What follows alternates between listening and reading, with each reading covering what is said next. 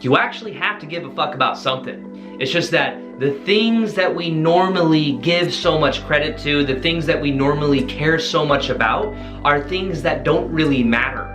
They're things that we've also agreed have some level of value, or things that we should actually care about, when in actuality, caring about them is taking away the energy that we could be putting into what actually does make a difference for us. So giving a shit is something that we do because we are valuing things that don't really actually matter. Now think about it. If you were to have a bar set that you give a shit about you doing what you love, you give a shit about you being authentic, that's a good thing. So giving a shit sometimes is a good thing when the value is in the right place. But if you give a shit about what people think about you, and you're really attached to what people think about you, or you're really attached to outcome of things, then you'll find that then you create resistance, because you've now put something on a pedestal. You've now made something that isn't really in alignment with the real you, and you've put it on a pedestal, and therefore it becomes this very important thing that we then create resistance around. The thing that I think has changed my life the most over the last year or two is I've become strategically more like in alignment with myself, to the degree to which I stopped giving a shit about things that don't matter, things that don't actually serve me. For a long time on YouTube, I really cared what other people thought of me. I was making videos that I thought people wanted to hear, and I was afraid of sharing different perspectives. But then one day, I realized it doesn't matter. I can share what I'm actually passionate about. And as I started to value authenticity more than caring what other people thought, the energy started to align more for me. I started to feel more free. It became easier for me to make videos I was really passionate about. And the degree to which I let go of what people think is the degree to which I am then free to be myself. So the subtle art, or there's a book called The Subtle Art, Not Giving a Fuck, which is a great book, but in general, the concepts of it is understanding that you still have to give a shit about something. It's just that, what are you giving a shit about? What are you caring about? When I gave up the people pleaser, nice guy part of myself, I was giving up the part of myself that wanted validation. I gave a shit about what people thought of me, and I wanted other people's validation. But then what I did is, in order to make the switch, I had to first off realize that it was very inauthentic for me to want people's validation and for me to crave it. I had to become aware of that, and then I had to see how inauthentic I'd been, which was something that was a hard pill for me to swallow. I had to become aware that by me being this like nice version of me that wants other people to like, me, that is not authentic. And if anything, I'm being a fake version of myself. And when I became aware of that, I started to wake up and started to realize that I'm living with a value that is not really the real me. And once I realized that, guess what else became easier? Setting boundaries. It used to be so hard for me to set boundaries with people, because when I would set boundaries, because I was so empathic and I could feel what other people were thinking about me or feeling about me, if I were to like set a boundary with them, I would then feel that they were not happy that I set a boundary with them, and I was in a way giving up and caring and giving a shit about something I should have given no shit about. When I went through my own transformation, I realized that I was caring and taking responsibility for other people's emotions instead of separating myself from them and realizing, wait, this is your shit, not mine. I remember having friends like going to a birthday party or something. If I was busy or I was out of town or something, like I would give away anything just so I could, make someone's birthday party. I would lose my sense of self to make other people happy. But what happened is eventually I realized that I need to stop abandoning myself. I would lose myself for other people because I was giving a shit about their energy over my own. That was the game changer. So giving a shit and caring too much, really what it's about is we are abandoning ourselves, or abandoning like a value that we actually could live by, and then we are taking on the value of something that's inauthentic, or we are caring too much about what other people think, other people's validation, the attachment to outcome. So the degree to which we let go is going to be the degree to which we gain our power back. And what are we letting go of? We are letting go of the attachment. We're letting go of an attachment to people, to validation, to what they think. And letting go of that really is the key to us taking our energy back and then putting it into things we really do give a shit about. As I've become more aware of these values, I've been thinking to myself, like, how do I live more authentically? How do I be the more authentic me? I give a shit now about how I think and feel and how I'm being in alignment with my true self, which then allows me to then have like more boundaries. I think that's the reason a lot of people have trouble setting boundaries too, is because they're not even aware of what their boundaries are.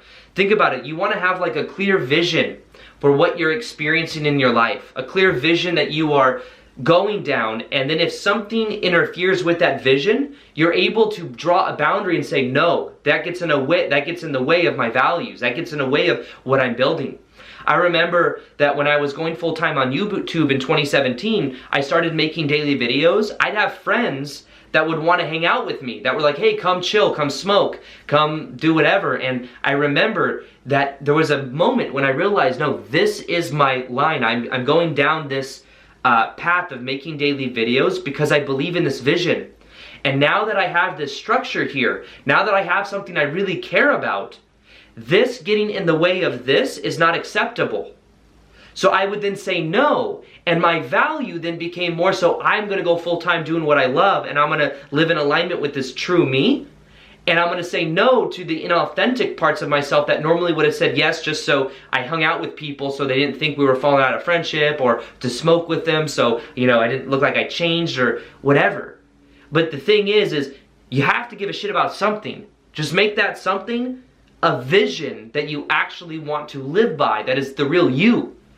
And then when you have the values that you're living by, you'll find that you then create, in a way, like things to say yes to and the things to say no to. You become very clear as to what that is. So when people start crossing the boundary with you, you're like, no, this is who I really am and what I really deserve. Think about it. If somebody's abusing you and you're carrying what they think, and somebody's like verbally abusing you, let's say, well, let's say you start to value your own sense of self-worth, and you start to realize that somebody else talking to you like that is not acceptable.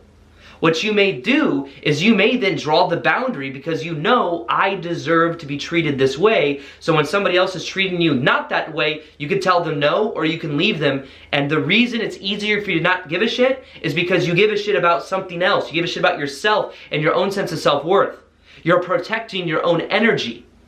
You see the difference here? The difference is that when we give a shit about what other people think about us, it's because we've stopped giving a shit about what we think about us. So we start to value what they say over what we say, because maybe when we were kids, we also valued other people more than we valued ourselves because it was a survival mechanism. I became empathic as a kid because I had to tune myself to other people to get my needs met. Because of having the abusive ex-stepmom in my life that was emotionally, mentally, and physically abusive, I had to constantly tune myself to her to know how she's feeling, to then know how I need to be so that I don't step out of line or you know, do something to get myself in trouble. But eventually, I woke up out of that. Even when my dad divorced her when I was 15, I kept attracting women in my life that I had to like mold myself to, that were either jealous or, you know, had like, were trying to control me. And what I eventually had to do is I had to stand up to myself. I had to notice, what do I deserve? I don't deserve that. Part of it too was I had to forgive my ex-stepmom. I had to like let go of the old meaning and the old attachment that I had to how wrong things were and how I didn't have a childhood. And as I let go of that energy, it was like I freed up all this energy to where I could be the most authentic version of me. So realize that as you go through this process of becoming the most authentic you, you're gonna let go of caring what other people think, because you're gonna also realize this little fact. Everybody only cares about themselves 90% of the time. So people, when they're judging you, they are judging you based on how you make them feel. And knowing that, and knowing as well that however many people there are that you know, that's how many different perspectives there are on you. There's never gonna be one uniform perspective that everyone's gonna like you. Even the bigger I've got, or the more like YouTube subscribers I've got, the more love I get and the more hate I get. It's both sides of the spectrum. And I've come to accept that and know that not everybody is going to like me. And because I know that, it makes it easier. So you can know that however many people there are in the world, that's how many different perspectives people will have of you, because everyone's thinking about how you make them feel. And especially me, doing something on YouTube and reaching a lot of people, that triggers some people. Some people don't like that. Or it makes them feel like they're not doing, I remember when I first started going full-time on YouTube, I had other friends that I could tell were being somewhat judgmental or very judgmental because it was reflecting back to them that they hadn't gone after their dreams yet. And even after I accomplished that, I was going full, and I went full-time, I could tell it triggered some people.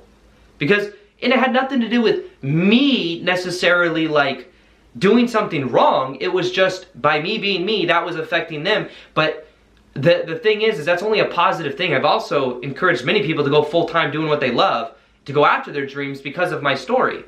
So it's like, it's going to reflect back something different to everybody. But I've stopped giving a shit about what other people, I'm not attached to what other people think of me anymore.